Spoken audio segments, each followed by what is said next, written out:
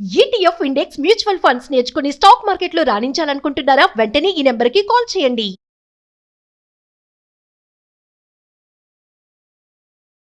నమస్తే కళ్యాణ్ చక్ర. నమస్తే జయ గారు. డాక్టర్ గారు శిరీష అని మనకు మెయిల్ చేశారండి. వైఫ్ అండ్ హస్బెండ్ మధ్య ఇష్యూనే. సో ఒకసారి కాల్ చేస్తానండి. హలో శిరీష గారండి? అవునండి, ఎవరు? నేను జయాని అందమైన జీవితం ప్రోగ్రామ్ నుంచి కాల్ చేస్తున్నాను. మేడం నమస్కారం మేడం. నమస్తే శిరీష. నమస్తే అండి. బాగున్నారా మేడం? బాగున్నాను. మీ మెయిల్ చూసాను. డాక్టర్ గారికి నేను జస్ట్ ఒక లైన్ మాత్రమే చెప్పాను. మేడం. నాతో పాటు మరి డాక్టర్ కళ్యాణ్ చక్రవర్తి గారు కూడా ఉన్నారు. ఒకసారి మాట్లాడతారా? మాట్లాడతాను మేడం. రైట్. శిరీష నమస్తే అమ్మా. సార్ నమస్కారం సార్. ఎంత వయసు అమ్మా మీది? సార్ నాది వచ్చేసి 27 సార్. Okay okay. మ్యారేజ్ ఎంతకాలం అయిందమ్మా? సార్ నా మ్యారేజ్ అయ్యి 6 సంవత్సరాలు అవుతుంది సార్. పిల్లలు ఎవరు లేరు సార్. ఇంకా మీరు చదువుకున్నారా? నేను ఇంటర్ వరకు చేశాను సార్. సరే సరే. ఇప్పుడు జాబ్ ఏమైనా చేస్తున్నావు అమ్మా? లేదు సార్, నేను హౌస్ వైఫ్ నే సార్. చెప్పు నాన్న, సమస్య ఏంటో చెప్పు. సార్ నా సమస్య మీకు ఎలా చెప్పాలో నాకైతే అసలు అర్థం కావడం లేదు. అసలు నా ప్రాబ్లం ఏంటంటే మా ఆయన ఒకే ఇంట్లో ఉన్నా మాట్లాడాడు. ఏమంటారు, ఒకే ఇంట్లో ఉన్నా నన్ను అసలు పట్టించుకోడు. ఒంటరి దాన్ని, ఒక్కదాన్ని మాట్లాడితే గోడలతోనే మాట్లాడుకోవాలి నేను. అదేంటమ్మా, ఏంటి అసలు సమస్య? అంటే ఇద్దరి మధ్య ఉన్న గొడవ అయిందా? పెళ్లి చూపులకు వచ్చినప్పుడు నాకు తాగడం అంటే నచ్చరు. నేను తాగే వాళ్ళంటే, డ్రింకర్స్ అంటే నాకు చాలా భయం. ఓకే. తాగుతే ఎవరైనా తాగిన వాళ్ళని చూస్తే నాకు షివరింగ్ వచ్చేస్తుంది. నేను భయం వేస్తుంది నాకు. Okay okay. మా నాన్న తాగితే కూడా నేను అసలు ఇంట్లో వాళ్ళకు కనిపించను. ఒక 1 వీక్ వరకు మా నాన్న ముఖం చూడను నేను. అంటే చిన్నప్పటి నుంచి తాగుడు, నాన్న తాగటం, ఇంట్లో సమస్యలు ఇటువంటి వాతావరణంలో పెరిగేవా శిరీష నువ్వు? అంటే మా నాన్న చాలా తాగుతాడు. మా అమ్మని ఎలా అంటే అలా మాట్లాడి తాగనప్పుడు మా నాన్న మమ్మల్ని ఎంత ప్రేమగా చూసుకుంటాడంటే. ఆ బాధల్లో పెరిగేవు. తాగనప్పుడు ఉండేటటువంటి తండ్రి, తాగిన తర్వాత ఉండే తండ్రిల మధ్యన ఉండే వ్యత్యాసం బాగా దగ్గర నుంచి చూడటం వల్ల పెళ్లికి ముందు అయితే మాత్రం ఖచ్చితంగా తాగేటటువంటి భర్త అయితే నాకు రాకూడదు అని అనుకున్నావు. ఆ కండిషన్ అతనికి చెప్పేవమ్మా? పెళ్లి ముందు అయితే నాకు అలవాట్లు లేవనే చెప్పారు సార్. సరే ఓకే. అలవాటు అయితే లేదు, ఎప్పుడు ముట్టుకోలేదు. సరే. ఒక రోజు తాగి వచ్చాడు సార్ ఆయన. ఎలా అంటే భయంకరంగా సార్. ఎంతకాలం అమ్మా పెళ్లి అయిన తర్వాత? ఎంతకాలానికి? సంవత్సరానికి సార్. 1 year. ఒక సంవత్సరానికి. ఓకే. అప్పటి వరకు తాగలేదు సార్. చాలా బాగా చూసుకున్నాడు. ఇద్దరు మంచిగా ఉన్నారు. లైఫ్ ని చాలా బాగా ఏది అడిగినా సరే నాకు రిస్ట్రిక్షన్స్, నాకైతే ఎలాంటి రిస్ట్రిక్షన్స్ పెట్టలేదు. పెళ్లికి ముందు, పెళ్లి అయిన తర్వాత కూడా నాకు ఎలాంటి రిస్ట్రిక్షన్స్ పెట్టలేదు. చాలా బాగా చూసుకున్నారు. ఎప్పుడైతే ఆయన తాగొచ్చారో నాకైతే చచ్చిపోవడాన్ని అని అన్నంత భయం వేసింది సార్. ఆయన తాగి రావడం వల్ల. తాగి రావడం వల్ల, తర్వాత ప్రవర్తన వల్ల అమ్మా ఊగుతున్నాడు. ఊగుతూ పడిపోతున్నాడు. రోడ్డు మీద పడిపోతూ తూలుతూ వస్తున్నాడు సార్. అలా నేను భరాయించుకోలేకపోయాను సార్ ఆయన ఆ సిచ్యువేషన్ లో చూసి. భయంకరమైన ఏడుపు. నాకు ఎవరు చెప్పుకోవడానికి లేరు. ఎందుకంటే నేను ఇక్కడ ఇంట్లో మేము సపరేట్ గా ఉంటాము. వీధిలో వాళ్ళందరూ చూస్తున్నారు నన్ను. అదేలే. పడిపోతూ తూలుతూ వస్తున్నాడు. బైక్ పార్కింగ్ కూడా చాలా భయంకరంగా, దెబ్బలు లేవు కానీ కింద పడితే దెబ్బలు తగులుతాయి అన్నంత భయంకరంగా తాగొచ్చాడు మేడం ఆయన ఆ రోజు.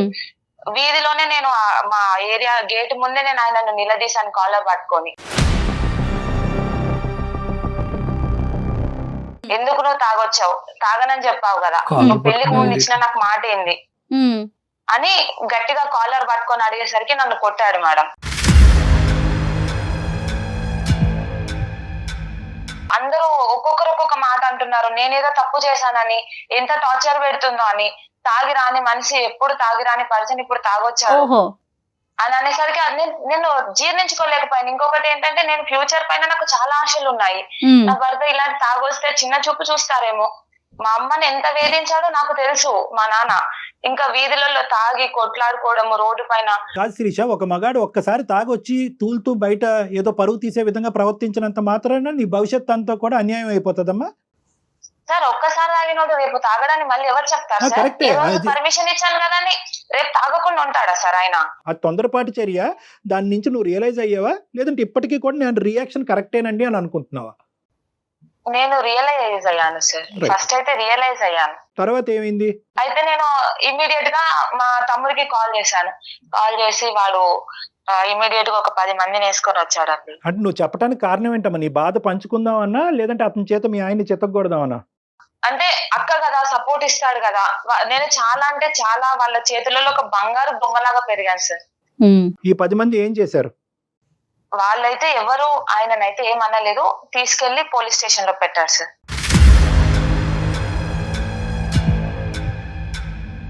పోలీస్ స్టేషన్ పిఎస్ కి తీసుకెళ్లిపోయారు. ఇలా ఎందుకమ్మా? కొడుతున్నాడు, గృహింస చట్టం అవసరం కింద లేదు. అక్కడ పెట్టేశారు. నేను మా హస్బెండ్ ని విచిత్రంగా ఉందమ్మా. అంటే తప్పు చేస్తున్నాను అని చెప్పేసి నాలో నేను అనుకుంటున్నాను, అసలు నేను కలల కన్నా ఫ్యూచర్ ఏంది, నేను ఇక్కడ పోలీస్ స్టేషన్ లో నిలబడడం ఏంటి. అయితే అప్పుడు తాగుడు కంటే మా ఎక్కువ తమ్ముడు జరుగుతుంది. నన్ను చాలా బెదిరించాడు అనమాట.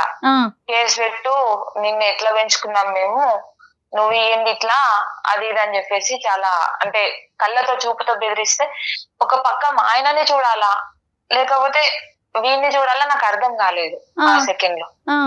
నేను ఇమీడియట్ గా ఇంకా ఎఫ్ఐఆర్ ఫైల్ చేయగానే పోలీసులు 2 దెబ్బలు కొట్టారండి మా హస్బెండ్ ని.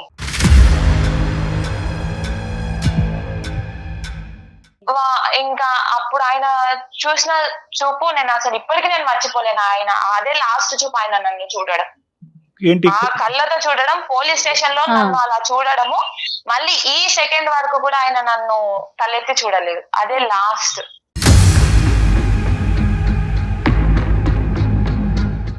మీ ఇద్దరి మధ్యన ఫిజికల్ బాండింగ్ అనేది కూడా లేదని అనుకుంటున్నా. ఏమీ లేదు సార్. నేను కాఫీ ఇస్తే కాఫీ కప్పు తీసుకుంటే హ్యాండ్ ఎక్కడ టచ్ అవుతాడు అని కూడా ముట్టుకోడు సార్. ఫుడ్ అమ్మా, ఫుడ్ వడ్డించుకుంటాడు, నీ చేత ఫుడ్ వడ్డిస్తాడు, అది కూడా బయటనా? ఒక 10 రోజులు నేను ఆయనకు ఫుడ్ పెట్టాను సార్. అంతే. ఆ పోలీస్ స్టేషన్ నుంచి వచ్చిన తర్వాత తినలేదు ఆయన.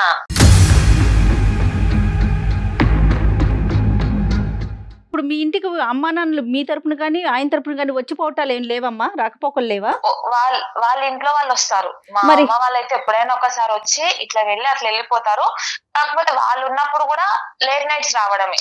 నాతో వచ్చి ఏం మాట్లాడాడు, ఆఫీస్ వర్క్ అని చెప్పేసి నేను కవర్ చేసేస్తాను. ఆయన ఇన్ని సంవత్సరాల ప్రయాణంలో ఎప్పుడు కూడా మీ పేరెంట్స్ ఏంటమ్మా అల్లుడు గారు అంత ముభావంగా ఉంటారు, నీతో ఎలా ఉంటున్నారు, మాతో అలా ఎందుకున్నారు, పెళ్ళైనటువంటి 1 సంవత్సరం బానే ఉండేవారు కదా, ఇప్పుడు ఎందుకు అలా ఉన్నారనే బేసిక్ క్వశ్చన్ రాలేదమ్మా మీ పేరెంట్స్ దగ్గర నుంచి? మా వాళ్ళు అడిగారు సార్, మా వాళ్ళు అడిగారు, మా అత్తగారు కూడా కాల్ చేసి అడిగారు. వాడు మాతో బానే మాట్లాడుతున్నాడు, నీతో ఎలా ఉన్నారు. మామూలుగా మా అత్తగారు పిల్లల గురించి అడిగారు. ఆ అత్తయ్య హాస్పిటల్ కి వెళ్తున్నాము, చూపించుకుంటున్నాము అని ఆ మాట చెప్పాను కానీ ఇంత పెద్ద, ఎందుకంటే ఆ రోజు నేను చేసింది తప్పే కదా సార్. సో ఈ బేసికలీ ఈ మొత్తం అంశం నీకు, నీ బ్రదర్ కి, మీ ఆయనకి, ఆ వీధిలో ఉండేటటువంటి మిగతా వాళ్ళకి తప్ప ఇంకెవరికి తెలియదు సార్. నువ్వేంటమ్మా ప్రతిరోజు ఎందుకంటే అతను చాలా సందర్భాల్లో అడుగుంటావు, ఏమయ్యా ఇలా ఉన్నావు అంటే కనుక అతని దగ్గర నుంచి వచ్చిన సమాధానం ఏంటి? ఏదైనా సమాధానం వస్తుందా? మొబైల్ ఉంటుంది, సైలెన్స్. సార్.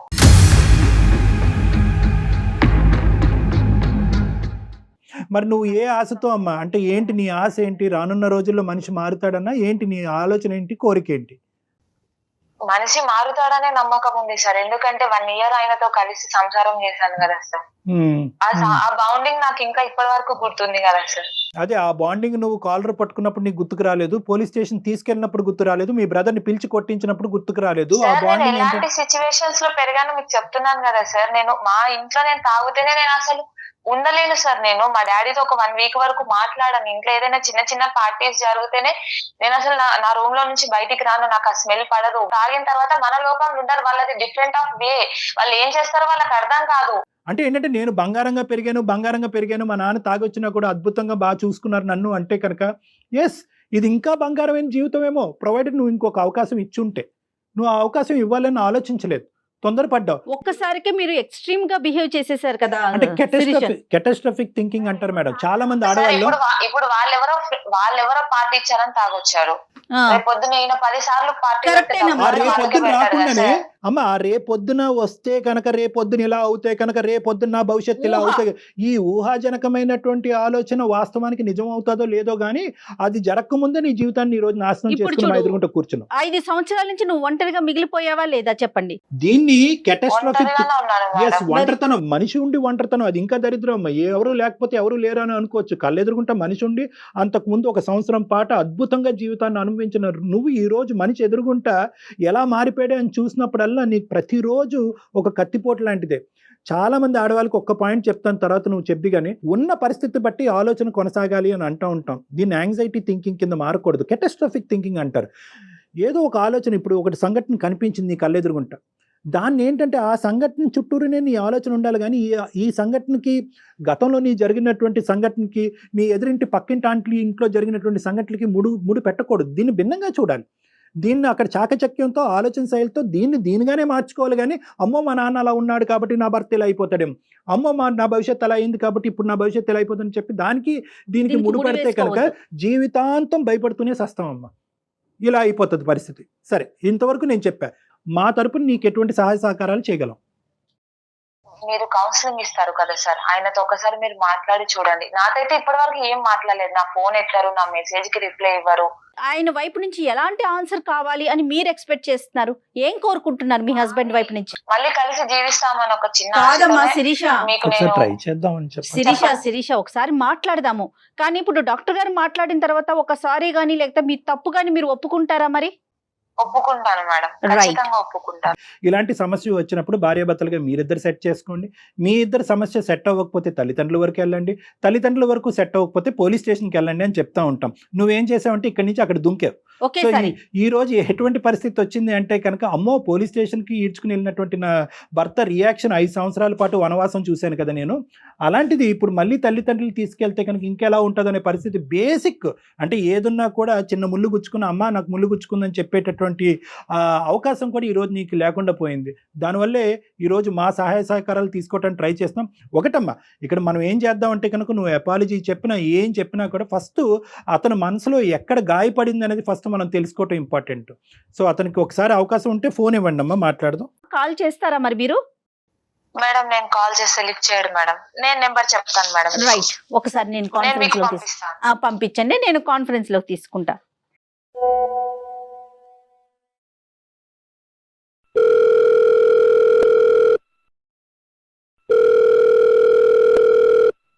హలో, రాజు గారండి? అవునండి, ఎవరు? నేను జయానండి, అందమైన జీవితం ప్రోగ్రామ్ నుంచి కాల్ చేస్తున్నాను.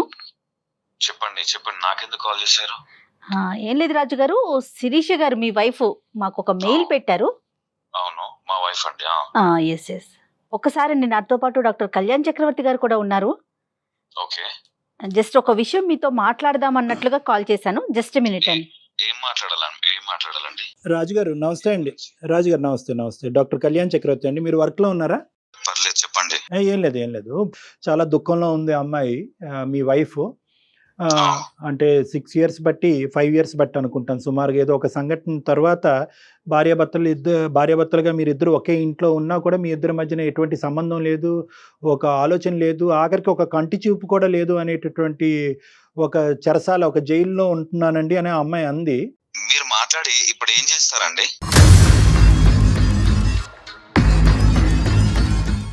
నేనేం చేస్తానని అనట్లేదు రాజుగారు. నేను ఏమంటున్నానంటే 5 సంవత్సరాలు బట్టి కనుచూపు కూడా మాట పక్కన పెట్టండి, కనుచూపు కూడా లేనటువంటి భర్త, నేను దగ్గరికి వస్తేనే చేదరించుకునే భర్త, నా చేతి వంట కానీ నా కాఫీ మంచినీళ్ళు కూడా తాగినటువంటి భర్త, ఏ కారణం చేత ఏం జరిగిందో మీకు తెలుసా?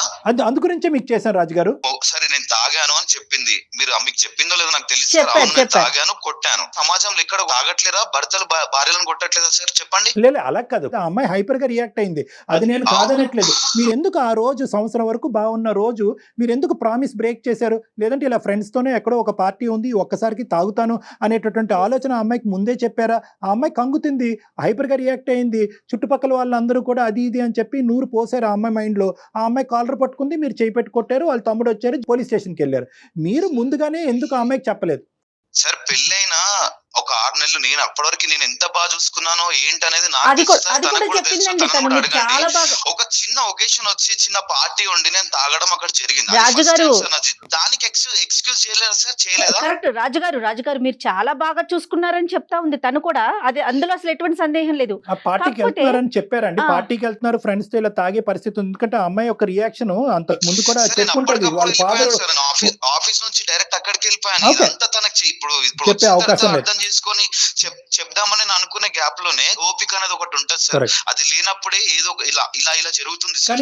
కానీ ఒకే అంశం నేను అడుగుతానండి. అంటే ఒకే అంశం నేను ఒక సింగిల్ క్వశ్చన్ అడుగుతాను, తర్వాత మీరు కంటిన్యూ చేద్దరు. కానీ రాజు గారు, మీ భార్య పెళ్లికి ముందు మీతో చెప్పినప్పుడు ఈ తాగుడంటే సిగరెట్ అంటే నాకు అసహ్యం, ఎందుకంటే దానికి ఉన్నటువంటి బలమైనటువంటి కారణం మా నాన్న తాగినప్పుడు మా అమ్మ నాన్న తాగి కొట్టుకుంటున్నప్పుడు అది చూడలేక ఇంకా జీవితంలో దాన్ని తాగేటటువంటి వ్యక్తి నాతో పాటు ప్రయాణం చేయకూడదు అనేటటువంటి ఉద్దేశం, ఆ ప్రామిస్ మీ దగ్గర నుంచి తీసుకుందా లేదా? నెంబర్ 1.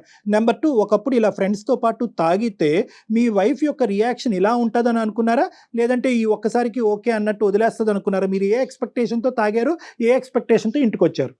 సార్ ఇప్పుడు మీరు తాగడం దాన్ని ఇప్పుడు హైలైట్ చేస్తున్నారా? లేదు, హైలైట్ చేయట్లేదు, ప్రామిస్ని హైలైట్ చేస్తున్నాను. బిఫోర్ మ్యారేజ్ మీరు మాట్లాడుకున్న విషయాన్ని హైలైట్ చేస్తున్నారండి, అంతే. సార్ ఇప్పుడు ఏదైతే నేను తాగిన మాట, అవన్నీ కొట్టిన మాట, ఇది నిజమే. ఒక చిన్న రిలాక్సేషన్ కోసం అని చెప్పి నేను తాగడం జరిగింది సార్. కేవలం నా భార్య వల్లే సార్. నేను ఇప్పటికీ తాగుతాను సార్, నేను తాగుతాను.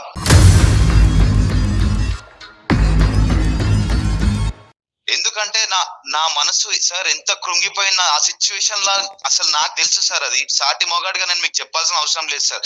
అసలు ఆ పరిస్థితుల్లో ఏం జరిగింది సార్? ఆ స్టేషన్ లో కంప్లైంట్ ఇస్తే పోలీస్ వాళ్ళు కాపురం చేస్తారు సార్ వచ్చి.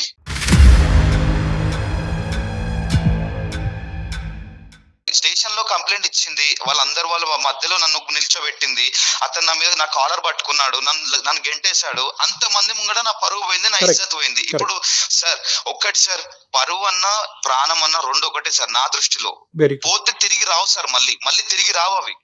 ఆ టైంలో ఎంత సఫర్ అయ్యానో, ఎంత బాధపడ్డానో నాకు తెలుసు సార్, నాకు తెలుసు. కరెక్టే, కానీ అదే మనసులో ఉంచుకొని నేను ఇలాగే ఉంటాను అంటే అది వైఫ్ అండ్ హస్బెండ్ రిలేషన్ కదండి, ఫ్రెండ్స్ కాదు కదా. For example first of all ఏంటంటే అతను ఎందుకు ఇలా చేశాడు, ఎందుకు ఇలా ప్రవర్తించాడు అనేది, ఆ అమ్మాయి ఎలాగైతే కనుక ఎందుకు నా భర్త ఇలా ప్రవర్తిస్తున్నాడు అనే సమాధానం గురించి వెయిట్ చేస్తుందో, ఇతను కూడా ఏంటంటే ఇతని ప్రవర్తనకి ఒక సమాధానం చెప్పాలి అనే విధంగా ఇంతకాలం వెయిట్ చేస్తున్నాడు. సో ఏంటంటే ఫస్ట్ సెక్షన్ ఏంటంటే కనుక, ఎందుకు ఇతను రాక్షసుడా, ఇతను ఏమైనా శాడిస్టా, అందరినీ ఇలా ఆడుకు చంపే దొబ్బే వ్యక్తి అయితే కాదు కదా. సో ఫస్ట్ ఆఫ్ ఆల్ ఏంటంటే ఎందుకు నా మనసు, అతను ఒక చాలా మంచి మాట అన్నాడు, నా యొక్క సెల్ఫ్ రెస్పెక్ట్ అయినా నా ప్రాణం అయినా ఒకటే, సెల్ఫ్ రెస్పెక్ట్ పోయిన రోజు నా ప్రాణం కూడా పోయినట్టే అని చెప్పి. ఫస్ట్ ఆఫ్ ఆల్ ఏంటంటే అతను ఎంత గాయపడ్డాడు అనేది మనం విన్న తర్వాత ఆ గాయానికి మందు ఏంటి అనేటటువంటిది నెక్స్ట్ ఫేజ్ లో వస్తుంది. అతను ఎందుకు ఆ గాయానికి మందు అడుగులు. రైట్, మరి ఒకసారి శిరీషని కూడా లైన్ లోకి తీసుకుందామా రాజు గారు? దేనికండి అవసరం లేదు, నేను మాట్లాడనండి. మాట్లాడేవాడిని అయితే అప్పుడే మాట్లాడేవాడిని, నేను మాట్లాడను. ఒకసారి మాట్లాడితే కదా సమస్యకి పరిష్కారం. మీరు పరిష్కారం వైపు ఆలోచించట్లేదు అసలు. రాజుగారు ఏం ఆలోచించాలండి? 6 సంవత్సరాల నుంచి నేను ఒంటరిగా. రాజుగారు ఒక్క నిమిషం రాజుగారు, ఈ రోజు ఒక్కొక్క మెట్టు నా చేయి పట్టుకుని నిదానంగా ఎక్కించేస్తున్నారు డాక్టర్ గారు అని మీరు అనుకోవద్దు. నేను అనేది ఏంటంటే, ఈ రోజు మీరు ఎంత క్షోభను అనిపిస్తున్నారు, ఆ అమ్మాయి ఒక్కతే అనుకుంటుంది నేనే నరకం అని, మీరు ఎంత క్షోభను అనిపిస్తున్నారు. ఒకే ఇంట్లో ఉంటూ పక్కన ఆడదాన్ని పెట్టుకుంటూ ఆ అమ్మాయి కళ్ళ వైపు చూడకుండా, ఆ అమ్మాయిని తాకకుండా, ఇది కూడా నరకమేనండి. అందుగురించి ఇందాక జయ గారికి చెప్పాను, ఇది 2 రెట్లు నరకం, అది ఒక నరకం అయితే ఇది 2 రెట్లు నరకం. డాక్టర్ గారు ఎవరికి వాళ్ళు అనుభవిస్తున్నారండి, ఆ అమ్మాయికి ఆ అమ్మాయి, ఈ అబ్బాయికి ఈ అబ్బాయి. అందుగురించి ఈ మౌన పోరాటం ఇక్కడతో ఆగాలి. ఏ కారణం చేత ఇరువురు బాధపడుతున్నారన్నది చూడాలి. సమస్యకి పరిష్కారం సంగతి తర్వాత చూద్దాం. అసలు మీరు ఏ కారణం వల్ల మీరు ఎలా ప్రవర్తిస్తున్నారు, ఆ అమ్మాయి ఈ సమస్యకి పరిష్కారం ఏమైనా వెతికి పట్టుకోగలదా?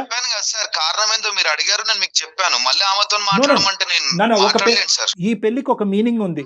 ఈ పెళ్లికి ఒక సమస్యకి పరిష్కారం కావాలంటే ఒక సమాధానం కావాలి. ఆ సమాధానం అనేది ఇరువురు పంచుకోవటం అనేటటువంటిది ఆ పెళ్లికి గౌరవం. ఇది ఒక పవిత్రమైనటువంటి బంధం. దీంట్లో ఏంటంటే మీ సమాధానం, ఎందుకంటే ఈ ఒక్క ఆస్పెక్ట్ తప్ప మీ ఇద్దరి మధ్యన ఏమీ లేదు నాన్న. మీ ఇద్దరి మధ్యన ఇంకొక ఆస్పెక్ట్, ఇంకొక ఇష్యూ ఏమీ లేదు. పెద్దలు బాగానే ఉన్నారు, పిల్లలు అందరూ బాగానే ఉన్నారు. ఒక్క సంఘటన జీవితాన్ని మార్చేసింది. సో కాబట్టి ఏంటంటే దీని పరిష్కారం వైపు తర్వాత చూద్దాం. ఫస్ట్ మీరిద్దరు ఒకరికొకరు సమాధానం చెప్పుకోండి. ఫస్ట్ ఆ అమ్మాయి ఏం చెప్తుందో వినండి. ఆ అమ్మాయితో మాట్లాడటం మీకు ఇష్టం లేకపోతే మేము ఆ అమ్మాయి మాటను మీకు మీడియేట్ చేస్తాం. ఒక్కసారి ఫోన్ కలవడానికి అవకాశం. ఫోన్ కలుపుతాం, ఎస్ పెడదాం. పెట్టి ఆ అమ్మాయి ఆలోచన ఏంటో మీరు వినండి, మీ ఆలోచన అమ్మాయికి చెప్పండి. ఒక్కసారి అవకాశాన్ని ఇవ్వండి ప్లీజ్, మై రిక్వెస్ట్. సరే పెట్టండి. థ్యాంక్ యూ నాన్న, thank you for allowing that.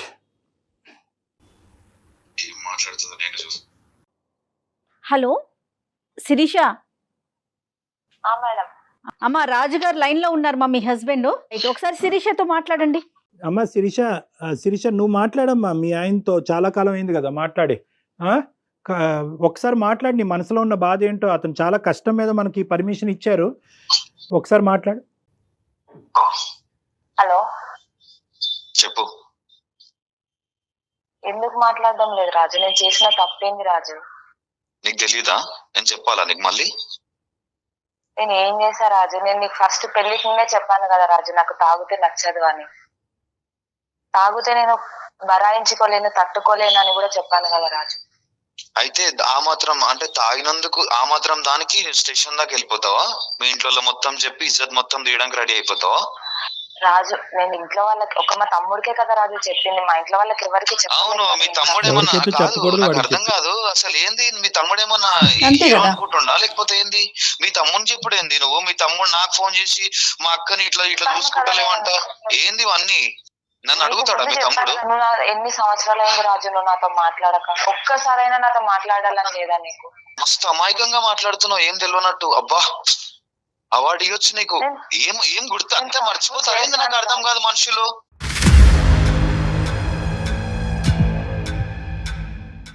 ఏం చేసినా గుర్తులేదా? ఏం చేసినా అని అడుగుతున్నావు మళ్ళీ. నేను తప్పని ఒప్పుకుంటున్నా కదా రాజు, ఎస్ అది నాతో మోసం. మాట్లాడొచ్చు కదా.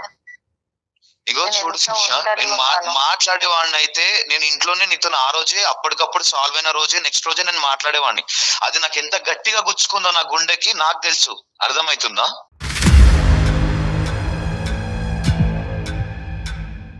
సారీ చెప్తున్నాను కదా రాజు, ఆ రోజు తప్పు చేశాను. నేను ఆ రోజు అలా రియాక్ట్ అయ్యాను. నేను చెప్పకుండా చేస్తే తప్పు కదా రాజు. ఏంటి నేను తప్పు? చెప్పాను కదా తప్పు నీకు. ప్రతి ఒక్కరు చేస్తారు. నేను చేసినప్పుడు నువ్వు క్షమించావా? నేను ఏదో నేను చిన్న అలా లైట్ గా తీసుకున్నా. నేను ఆ రోజు లేట్ వచ్చినందుకు నువ్వు ఎందుకు లేట్ వచ్చావు అని చెప్పి నా కాలర్ పట్టుకుంటావు నువ్వు.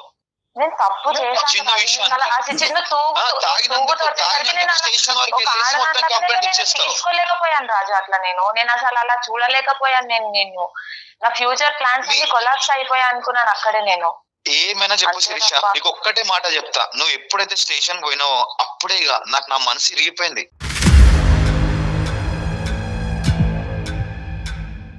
నీ అసలు ఎటువంటి ప్రేమ గాని చూపిద్దామన్నా రావట్లేదు. అసలు ఏం చేయాలో అర్థమైతలేదు. రాజు, నువ్వు ఏమైనా ఇగో తప్పు నాదే రాజు, సారీ. నేను సారీ. నువ్వు ఏమైనా చెప్పు. ఏం సారీ? సూదితో గుచ్చి అయ్యో తగిలిందా సారీ అంటే ఆ దెబ్బ తగ్గిపోతుందా? ఇన్ని రోజులు బట్టి నీకు రానటువంటి ఒక అవకాశం వచ్చింది. నీ భర్త నీతో మాట్లాడుతున్నాడు. ఇది ఒక బంగారం అవకాశం, దీన్ని సద్వినియోగం చేసుకోవాలి. కాబట్టి మేము అనుకున్నట్టే నువ్వు ఒక అడుగు ముందుకేసి అపాలజీ చెప్తున్నావు, సంతోషం.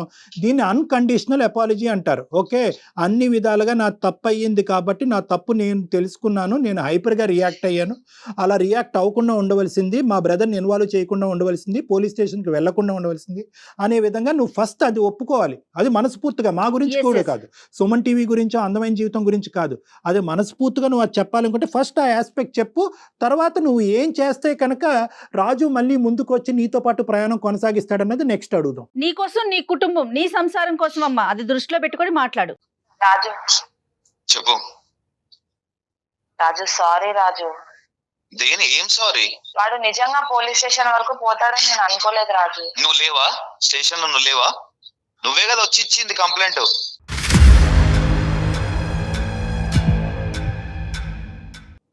అన్నీ తనే. రాజు ఒక్క నిమిషం, శిరీష ఒక్క నిమిషం. ఆ అమ్మాయి కావాలని చేసిందా, తెలివి తక్కువతనంతో ఇమ్మెచ్యూరిటీగా చేసిందా అనేది ఒక్కసారి ఆలోచించుకో. నేనైతే మాత్రం 210% తెలియక చేసింది, అనాలోచితంగా చేసింది, చుట్టుపక్కల వాళ్ళు ప్రేరేపించడం వల్ల చేసింది. కాబట్టి ఆ సబ్జెక్ట్ని ఇక్కడితో వదిలేద్దాం. ఆ అమ్మాయి అన్కండిషనల్ అపాలజీ 100 సార్లు చెప్పింది.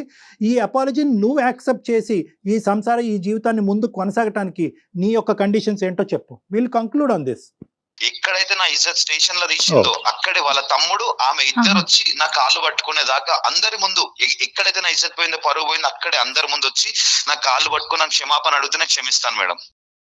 సార్ నేను చెప్తాను సార్, మా తమ్ముడిని పిలిపించి ఎలా చెప్పించమంటారు సార్? సారీ. ఇప్పుడు నువ్వు కాలు పట్టుకుంటావు సరే, మీ తమ్ముడు కూడా ఉన్నాడు కదా దీనికి. మీ తమ్ముడు స్టేషన్ దాకా తీసుకెళ్లి అందరు ముంగడు చేస్తే మీ తమ్ముడు కూడా ఉన్నాడు కదా. ఒకటి తమ్ముడు క్షమాపణ చెప్పాలి అనేది ఒకటి, రెండోది ఏంటంటే తమ్ముడు ఏంటి అది పోలీస్ స్టేషన్ లో చెప్పాలా? అవును సార్, పోలీస్ స్టేషన్ లో చెప్పారు. ఇది కరెక్ట్ కాదు కదా ఇది కరెక్ట్ డాక్టర్ గారు. కాదేమో రాజు. ఇది ఎక్కడి న్యాయం డాక్టర్ గారు? అంటే నేను నీకు ఎట్లా చెప్తానని కంఫర్టబుల్ చెప్తున్నాను. గా ఉంటే అదేది కరెక్ట్ ఏదో రాంగ్ ఏదో నువ్వు చూసుకుంటావు అలా అన్నమాట. కాదు, అలా కాదు. నీ మరి చేతిలో మిగతాలో- తను జుట్టు పెట్టిందని చెప్పి నువ్వు ఇష్టానుసారం మాట్లాడటం కాదు రాజు. చెల్లెల జీవితం ఇలా అవ్వాలని కోరుకుంటూ ఎవడు చేయడు. ఇంటికాడ చెప్తే సారీ రాజు, యాక్సెప్ట్ చేస్తాను అనుకుంటున్నాను. రాజు రాజు, రాజు మీరు కొంచెం ఒక్క మెట్టు తగ్గాలి రాజు ప్లీజ్. ఎందుకంటే నాకు ఒక్క అంశం చాలా బాగా అర్థమైంది. 5 సంవత్సరాల పాటు ఇంత వాడి వేడితో మీరు ఇద్దరు కలిసి ఉన్నారంటే మీ ఇద్దరి మధ్యన ప్రేమ అనేటటువంటి సబ్జెక్ట్ అయితే ఉంది ఖచ్చితంగా. కాబట్టి రాజు రాజు ఓకే ఓకే ఓకే. ప్లీజ్ రాజు మీరు ఒక్కసారి ఆలోచించండి. ఇప్పటికైనా కూడా ఆ అమ్మాయి అపాలజీ చెప్పింది, తమ్ముడి చేత అపాలజీ చెప్పిస్తానంది, కథ సుఖాంతం అని నాకు అనిపిస్తుంది. ఎవరికి వాళ్ళు ఒక మెట్టు తగ్గితే సంసారం అనేది ముందుకెళ్తదండి. ఇంకెవరు పెద్దవాళ్ళు ఇన్వాల్వ్మెంట్ అక్కర్లేదు. ఎవరి ఇన్వాల్వ్మెంట్ ఉండదు ఇందులో. ఇంకెవరు అది. అక్కర్లేదు, ఇంకెవరు పెద్దవాళ్ళు అక్కర్లేదు. మీ సరే ముగ్గురు మేడం. కూర్చోండి. మీరు చెప్పిన దానికి ఓకే మేడం, నేను కాదనట్లేదు. బట్ ఇది మళ్ళీ రిపీట్ అయితే మాత్రం చాలా కష్టం మేడం. బాబు రిపీట్ అవ్వకూడదు, మేము తేల్చిన రిపీట్ అవుతాయి. 5 సంవత్సరాలకి ఎంత టైం పట్టింది. Right. ఓకేనమ్మా, all the best Shirisha. Thank you sir, thank you so much sir. All the Okay best అమ్మా, రాజు. నమస్తే. జాగ్రత్త జాగ్రత్త, మెచ్యూర్ గా ఆలోచించు. బాయ్ అమ్మా. Thank you sir, thank you sir, bye sir. Thank you so much thank you Kalyan garu. జగర్. నమస్తే.